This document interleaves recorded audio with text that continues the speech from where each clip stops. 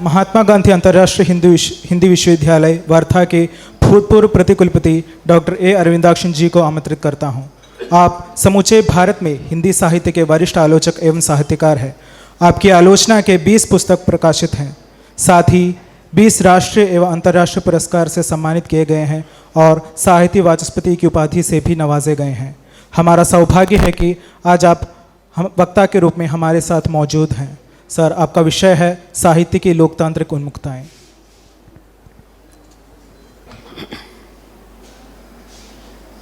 Saint Peters college कोलंचेरी के प्रभारी आचार्य श्री शिबू जी,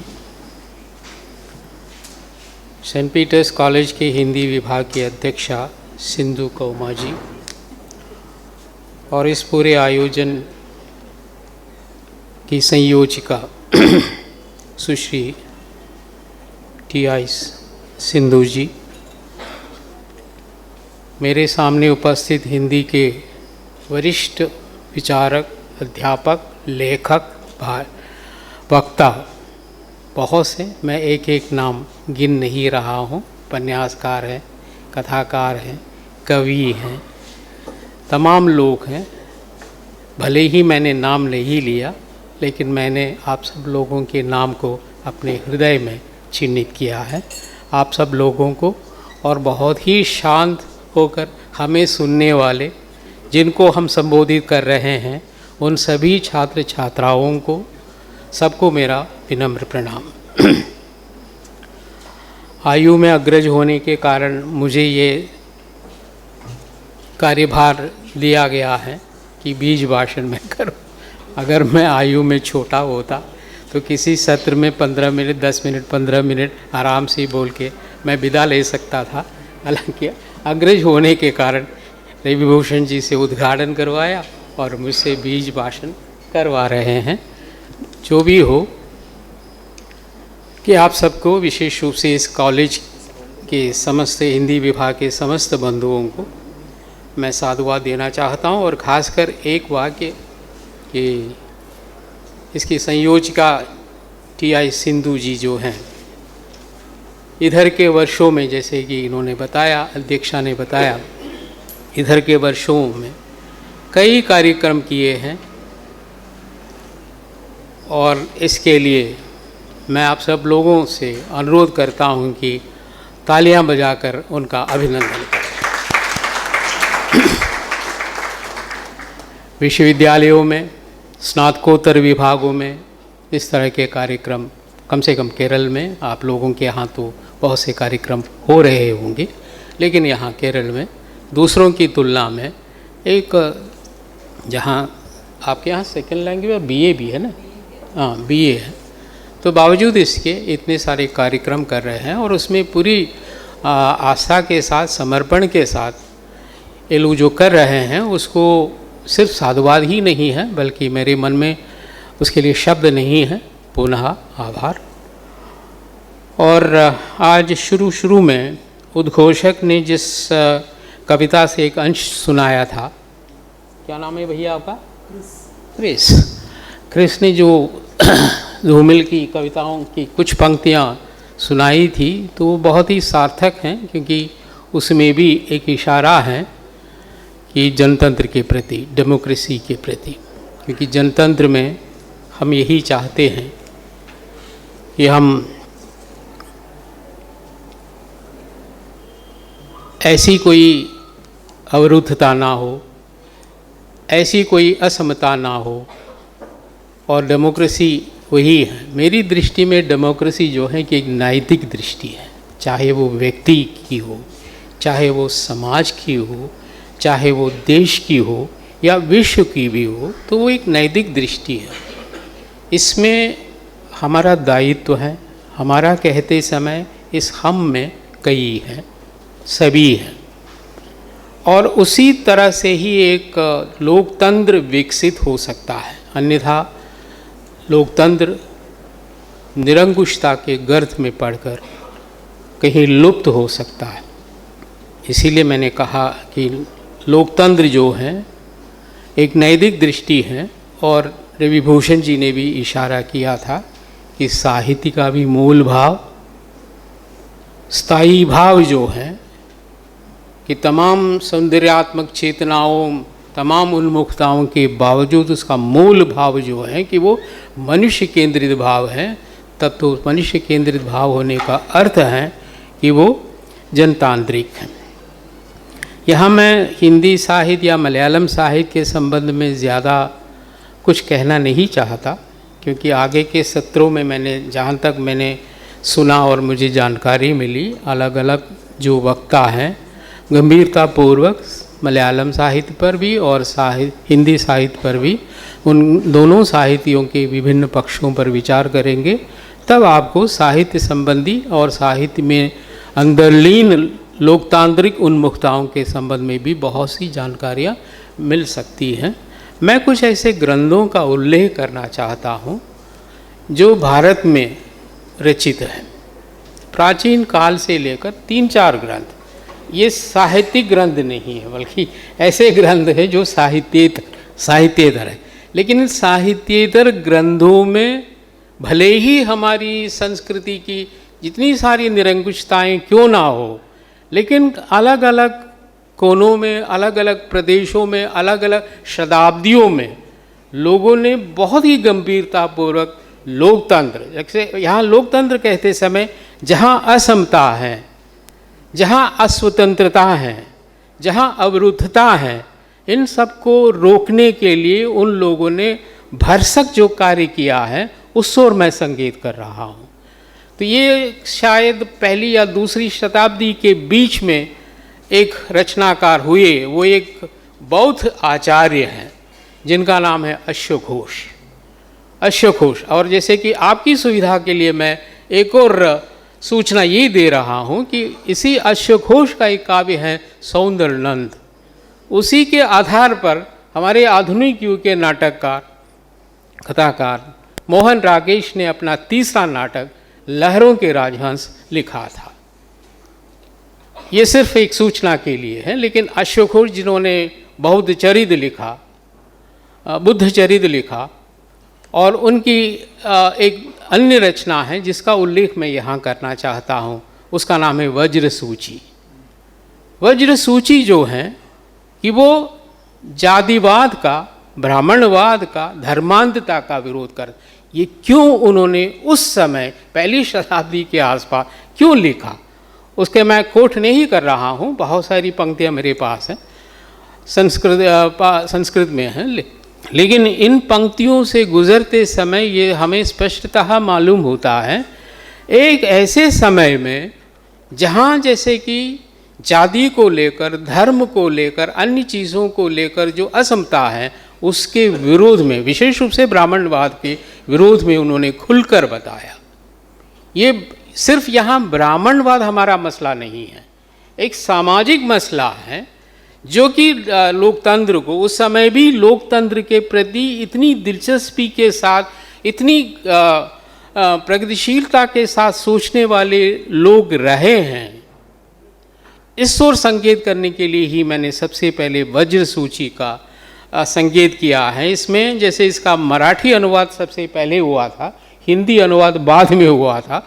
मराठी अनुवाद जो है कि रूपा कुलकर्णी ने किया था, उन्होंने लिखा वज्रसूची ब्राह्मणवाद, जातिवाद, धर्मांधता के विरोध में लड़ने वालों के लिए ये एक विचार शास्त्र है। ये साहित्यिक ग्रंथ नहीं है, लेकिन साहित्य के संदर्भ में विचार करते समय मैं इसीलिए इसका जिक्र कर रहा हूँ कि इसमें लोकतंत्र संबंधी एक बृहत्तर परिदृश्य हमें प्राप्त होता है, हमें सोचने के लिए ये ग्रंथ मजबूर कर रहा है। इसके बाद एक दूसरी जो रचना है उसका मैं उल्लेख करना चाहता हूँ। हालांकि उसके रचनाकार हिंदी साहित्य के मामूली छात्रों के लिए भी परिचित हैं, आप लोगों ने उनका नाम सुना होगा। उनके नाम पर हिंदी काव्य में एक युग भी है, द्विवेदी युग। महावीर प्रसाद द्विवेदी, उन्होंने कई प्रकार के ग्रंथ भी, काव्य भी लिखे हैं, लेकिन और जैसे सरस्वती पत्रिका का संपादन किया, इन तमाम चीज़ों के बाहर उनकी एक ग्रंथ है, वो संपत्ति शास्त्र शीर्षक से है। संपत्ति शास्त्र शीर्षक से है यह ग्रंथ। इसका उल्लेख मैं करना चाहूँगा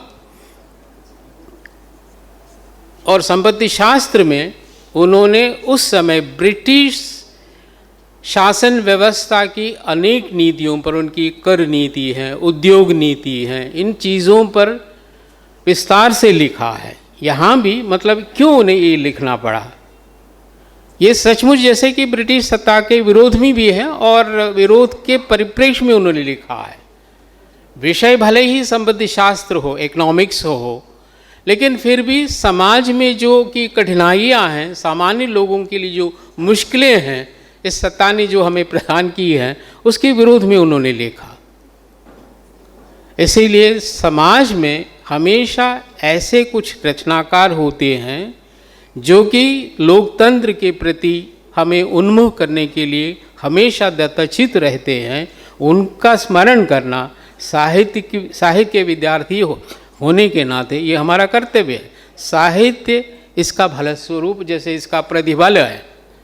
जैसे प्रेमचंद के संबंध में उन्होंने लिखा, प्रेमचंद के बारे में भी मैं ये बताना चाहता हूँ, हालांकि उन्होंने उसकी सूचना नहीं दी। वो है महाजनी सभ्यता नामक उनका लंबा लेख जो है, उसको भी, उसका अध्ययन भी इस अवसर पर ज़रूरी है। इसके पहले मैं एक ग्रंथ का उल्लेख करना चाहता हूँ। मुझे उस ग्रंथ ने इतना प्रभावित किया है, हाल ही में मैंने ये ग्रंथ पढ़ा, वर्षों पहले, मतलब 100 साल पहले ये ग्रंथ लिखा गया 1904 में। एक मराठी व्यक्ति ने ये ग्रंथ बंगला में लिखा, उसका नाम है सखाराम गणेश देवुस्कर, सखाराम गणेश देवुस्कर, और उन्होंने ये ग्रंथ 1904 में लिखा। और आपको ये मालूम होना चाहिए इसका हिंदी अनुवाद जो है उदंत मार्तांड के संपादक विष्णु पराड़कर ने किया था। और इसके संबंध में किस्सा ये है कि एक साल में 10,000 प्रतियां इसकी बिक गई। 5 साल में 5 संस्करण इसके निकल गए। तब जरा देख लीजिए इसका प्रचार और इसके प्रति लोगों की उन्मुखता जो है, तब लोग किसके प्रति उन्मुख हैं। इस ग्रंथ में ब्रिटिश सत्ता की तमाम बातों पर, जैसे कि वो किस प्रकार हमारे साधारण जीवन पर प्रहार कर रहे हैं, तो उस पर औपनिवेशिक शासन की आलोचना ये पुस्तक करती है। और भारतीयों के दिमाग को नियंत्रित करने वाली ब्रिटिश रणनीतियों पर ये किताब प्रहार करती है। तो ये जो है कि इसीलिए एक साल में अगर 10,000 प्रतियां बिकी हैं, तो ये सेल्स के पॉइंट ऑफ व्यू मैंने भी बता रहा हूँ, प्रकाशक के लिए बहुत ही मुनाफा हुआ। इस दृष्टि से मैं आपको ये नहीं बता रहा हूँ कि ये लोगों ने इस पुस्तक को खरीदने का कार्य किया और पढ़ने का कार्य किया है। और आपको ये भी आश्चर्य होगा कि इन सब को देखते हुए ब्रिटिश शासन ने 1910 में इस पर प्रतिबंध लगाया। तो ये प्रतिबंध लगाना एक ऐसा मुद्दा है कि उन तक इस पुस्तक का ध्यान गया है और उन लोगों ने गंभीरतापूर्वक, क्योंकि इसका प्रचार जो है कि उनकी सत्ता के लिए गुणकारी नहीं है, इसीलिए उन्होंने प्रतिबंध लगाया। ये ऐसा ग्रंथ जहाँ जैसे कि लोकतंत्र के विभिन्न पक्षों पर, सत्ता की निरंकुशताओं पर प्रकाश डालने वाला ये जो ग्रंथ है, आपको इसका हिंदी अनुवाद तो मिल ही जाएगा। हिंदी अनुवाद का शीर्षक है देश की कथा। देश की कथा है, देशेर कथा, ये बंगला शीर्षक है। देश की कथा नाम से हिंदी में उपलब्ध है। साहित्य आप ज़रूर पढ़िएगा, लेकिन साहित्य की ऐसी एक पृष्ठभूमि है, साहित्य का एक ऐसा विषन है, साहित्य की ऐसी एक संवेदना है। इन सब के पीछे कार्यरत ऐसे विचार हैं, विचारों का एक बहुत बड़ा परिदृश्य है। इस परिदृश्य को बनाने में इन महान रचनाकारों ने कार्य किया। इसलिए एक प्राचीनतम बौद्ध आचार्य का नाम मैंने लिया, क्योंकि उस समय भी लोकतंत्र के प्रति हमारे यहाँ, भले ही यहाँ कई धूर्तताएं चलती रही हैं, आज भी हैं, जिनका उल्लेख रविभूषण जी ने किया। मैं उस व्यावहारिक राजनीति पर नहीं जाना चाहता। इसका मतलब ये नहीं है कि मैं बहुत ही तटस्थ ढंग का साहित्यकार हूँ, राजनीति मेरा विषय नहीं, राजनीति ही हमारा विषय है। लोकतंत्र के बारे में अगर आपको विचार करना है तो राजनीति पर ही करना होगा। हमारी संस्कृति पर भी करना होगा, हमारी सामाजिकी पर भी विचार करना होगा। यही तो लोकतंत्र है। और इन कुछ चीज़ों का प्रतिफलन ही हम कुछ कहानियों में, इसलिए मैंने क्रिस का उल्लेख किया, अच्छा किया कि धूमिल की 4 पंक्तियाँ उसने सुनाई। ये जो विरोधाभास है या जो अंदर विरोध जो है साहित्य में प्रतिफलित होता ही है, उसके मूल में ये लोकतांत्रिक उन्मुखता है। और कुछ और चीज़ें मैं आपको बताना चाहता हूँ कि वो मलयालम से संबंधित नहीं है, बल्कि एक तमिल कवि हैं जिनका नाम आपने सुना होगा, तमिल के राष्ट्रीय कवि के रूप में विख्यात हैं, सुब्रमण्य भारती। सुब्रमण्य भारती बहुत ही एक एक्टिविस्ट कवि थे और स्वतंत्रता संग्राम में भी उनका पूरा योगदान था। और उनके काव्य जो हैं कि काव्य के शर्तों पर भी बहुत अनूठे सिद्ध हुए हैं। उनकी एक पंक्ति इस तरह है, उसका आशय मैं बता रहा हूँ। उसका आशय है, उस समय करीब 30 करोड़ जनता थी। आजकल जो है कि शायद 140-45 करोड़ है, 44 करोड़ है। लेकिन सुब्रमण्य भारती के ज़माने में, उस दौर में भारत की जनसंख्या जो है कि वो 30 करोड़। और हम ये मानते हैं विशेष रूप से हिंदू समाज ये मानता है कि हमारे देवताओं की संख्या जो है 33 करोड़ है। तो उस तरह इनमें से मैं अगर मेरे भारत के किसी एक नागरिक को भूखा रहना पड़ा तो मैं इन देवताओं में से किसी को नहीं छोड़ूंगा। ये एक ललकार है, इसमें कोई ऐसी कवितात्मकता तो नहीं है, लेकिन उन्होंने ये जो कहा ये उनकी लोकतांत्रिक दृष्टि है। वे चाहते हैं कि एक भी भूखा ना हो। ये जो है कि रोटी से खेलने वाली जो पंक्ति हमें सुनाई, उसमें भी तो यही बात है, कितने सालों के बाद, क्योंकि ये निरंतर ये सिलसिला चलता जा रहा है और इस सिलसिले में कोई अंदर नहीं आ रहा है। चिटपुट अंदर तो है ही। हम ये नहीं कह रहे हैं कि हम विकास नहीं कर रहे, हम विकास कर ही रहे, लेकिन विकास के साथ साथ एक समानांतर अविकास भी है। उस अविकास को हमें रेखांकित करना पड़ता है और हमारे रचनाकारों ने इस ओर अवश्य संकेत दिए हैं। और एक और शख्स का नाम मैं यहाँ स्मरण करना चाहूँगा, वो भी तमिल भाषी हैं, वो राजनीति से संबंधित व्यक्ति हैं। उनका नाम है ईवी रामस्वामी नायकर। शायद इधर हाल ही में सेतु प्रकाशन की तरफ से ईवी रामस्वामी नायकर पर एक पुस्तक निकली है। मैंने वो पुस्तक देखी नहीं है, किसने ये पुस्तक लिखी ये भी मुझे मालूम नहीं है, लेकिन कहीं उन लोगों के विज्ञापन में इसका शीर्षक मैंने देखा। मैं ज़रूर उस किताब को पढ़ूंगा, हालांकि मुझे उस हिंदी पुस्तक की ज़रूरत तो नहीं है, क्योंकि मैं तमिल भी पढ़ सकता हूँ और मलयालम में भी पुस्तक हैं, अंग्रेज़ी में तो बहुत सारी पुस्तक हैं। तो वो कांग्रेस के साथ शुरू में कांग्रेस के साथ जुड़े हुए थे, लेकिन उन्होंने 1925 में कांग्रेस को छोड़ा, ईवी रामस्वामी नायकर ने। और उन्होंने जैसे कि जो आंदोलन चलाया, उस आंदोलन का नाम है सेल्फ रेस्पेक्ट मूवमेंट। ये जो सेल्फ रेस्पेक्ट मूवमेंट जो है, जो बाद में उनका द्रविड़ कड़गम DK, द्रविड़ कड़गम का नाम से एक राजनीतिक पार्टी के रूप में वो तब्दील हुआ। तो ये सेल्फ रेस्पेक्ट मूवमेंट, उसके पीछे स्वाभिमान, ये स्वाभिमान क्यों है? जैसे कि उसके पीछे भी, स्वाभिमान की अवधारणा के पीछे एक ऐसा सुदृढ़ समाज है जहाँ कोई भी ऐसी धारणा लेकर ना चलें कि हम एकदम हाशीकृत हैं, हम पिछड़े हैं, हम जैसे कि एकदम मामूली है। ऐसा नहीं है, हर किसी में स्वाभिमान है और उस स्वाभिमान की सुरक्षा जो है वो देश का कर्तव्य है। That's responsibility of the state, यही उन्होंने बताया था। इसीलिए स्वाभिमान, सेल्फ रेस्पेक्ट मूवमेंट जो उन्होंने चलाया था, उसमें भी ये बात है। और अंत में मैं एक हमारे मलयालम विभाग की भी एक अध्यापिका जी उपस्थित हैं और दूसरे लोग भी होंगे। और 1962 के आसपास, चीनी आक्रमण के आसपास, मलयालम में एक साहित्यिक कहा नहीं जा सकता, सामाजिक संगठन ही कहिएगा, लेकिन उसमें बहुत सारे साहित्यकार भी थे और उसका नाम है पुरोगमन साहित्यवेदी, कला साहित्यवेदी। उसे आपको अर्थ पुरोगमना माने कि प्रगतिशील, पुरोगमन प्रगतिशील कला साहित्यवेदी, ये उस संगठन का नाम था।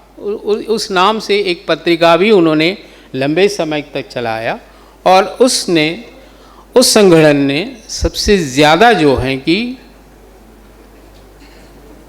उसके पहले भी मलयालम में केसरी बालकृष्ण पिल्लई जो वरिष्ठतम मलयालम के आलोचक हैं और केसरी वसुधा उनकी पत्रिका है, इसलिए उनका नाम ही पड़ गया केसरी बालकृष्ण पिल्लई। तो उन्होंने इस पर बल दिया था, उनकी कई संपादकीय टिप्पणियों में, लेखों में, उनकी आलोचनाओं में उन्होंने इस ओर संकेत किया था जनतांत्रिक उन्मुक्ताओं पर। तो इसीलिए इसके बाद में जो है कि ये जो संगठन 1962 के आसपास जो आ गया है और उसमें उन सभी लेखकों ने, सभी रचनाकारों ने, उनमें कवि भी हैं, आलोचक भी हैं, उपन्यासकार हैं और साहित्येतर क्षेत्र के भी लोग हैं, के.बी. मेनन जैसे साहित्येतर क्षेत्र के भी लोग हैं, उन लोगों ने साहित्य में सामाजिकी की ज़रूरत पर, क्योंकि उसको अलग हटाया नहीं जा सकता, उसको पूरी तरह से संपृक्त करके ही साहित्य आगे बढ़ सकता है, इस तरह की एक सुदृढ़ वैचारिकी उन लोगों ने हमारे सामने रखी। और अंत में एक और लेखक का उल्लेख करके मैं समाप्त करूंगा, बीच भाषण भले ही हो लेकिन घंटों तक बोलना ठीक नहीं है। और एक अंग्रेज़ी किताब है और वो ग्रंथकार मुझे बेहद पसंद है, उनका नाम है पी साईनाथ। पी साईनाथ जो हैं कि उनकी एक किताब है गरीबी पर केंद्रित, और वो भी ग्रामीण इलाकों में जो आज भी जो गरीबी है, रूरल पॉवर्टी पर उन्होंने किताब जो लिखी, everybody loves a good drought, everybody loves a good drought, सूखा जो है कि सभी चाहते हैं। तो ये जो ग्रंथ है आप लोग अगर मिले, आपके लाइब्रेरी में होना चाहिए, इकोनॉमिक्स की लाइब्रेरी में या जनरल लाइब्रेरी में या पॉलिटिकल साइंस में, या अगर आपके यहाँ सोशल साइंस के कुछ विभाग हो तो ज़रा विद्यार्थियों से मेरा अनुरोध है, ये वंडरफुल राइटर, उनका नाम है पी साईनाथ, उनके इस ग्रंथ को आप ज़रा पढ़कर देख लीजिएगा, everybody loves a good drought. और इस ग्रंथ के संबंध में जैसे कि द आइडिया ऑफ इंडिया नाम से एक बहुत ही महत्वपूर्ण ग्रंथ है, उस ग्रंथकार का नाम है सुनील खिल्लानी ने इस ग्रंथ के संबंध में बताया कि वेल रिसर्च्ड ग्रंथ है ये, क्योंकि बहुत ही पॉइंटेड एंड वेल रिसर्च्ड ग्रंथ है ये जो everybody loves a good drought, ये उन्होंने लिखा है। इसका मतलब ये प्रशंसात्मक ही है, लेकिन प्रशंसात्मक होते हुए भी मैं अपने कार्यकाल में, वर्धा के कार्यकाल में कई बार जैसे कि ऐसे ही मैंने पूछा प्रशासन से, क्या मैं ऑफिशियल गाड़ी अपने कुछ शोध कार्य के लिए लेकर कहीं जा सकता हूँ? तो वहाँ कोई पाबंदी तो नहीं है। तो उन्होंने आप जाइए, लेकर जाइए, क्या है, चलिए। तो मैंने सोचा कि एक दिन मैंने अपने ड्राइवर से कहा कि ऐसे रिमोट इलाके तक तुम चलो, उसका कोई नाम मुझे मालूम नहीं, तुम्हें मालूम है तो चलो। करीब 30-35 किलोमीटर दूर, वर्धा अपने आप में एक अविकसित जिला है, गांधी जी के सेवाश्रम के होने के बावजूद वो इतना अविकसित है। मैं ये बता रहा हूँ कि 1910 से लेकर 14 तक मैं वहीं था, और इतना अविकसित, एक संतरा मार्केट के अलावा वहाँ कुछ भी नहीं है।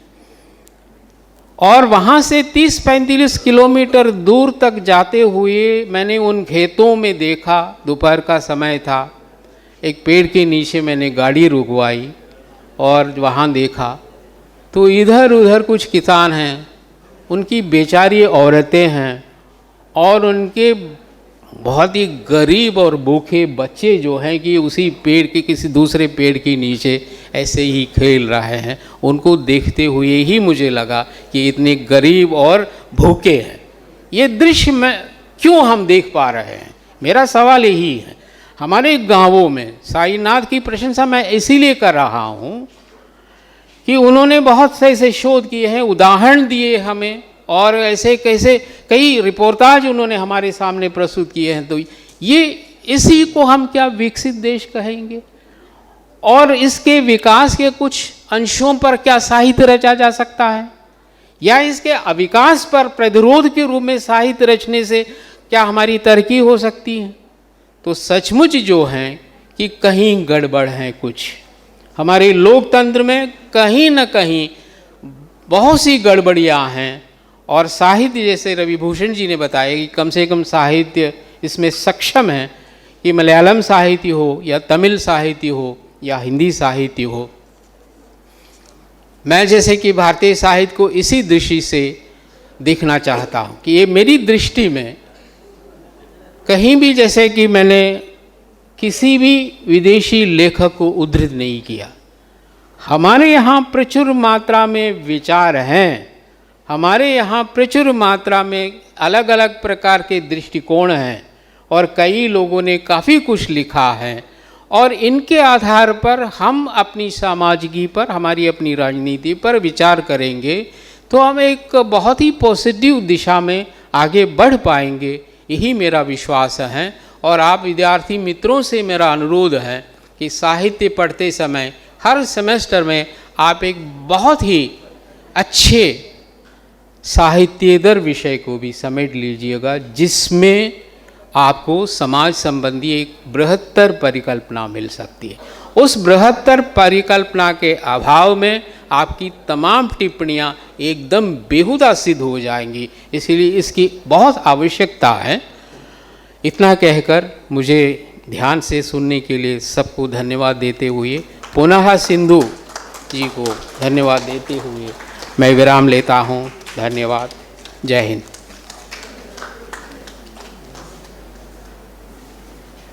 धन्यवाद सर।